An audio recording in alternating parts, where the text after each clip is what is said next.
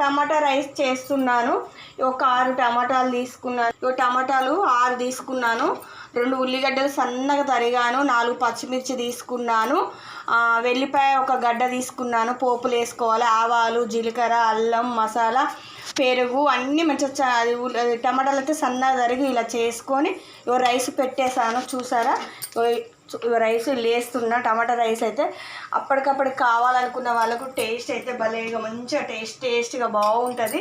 ఇవి వేసుకోవాలి. రైస్ వేసుకుంటే మస్తు టేస్ట్గా ఉంటుంది.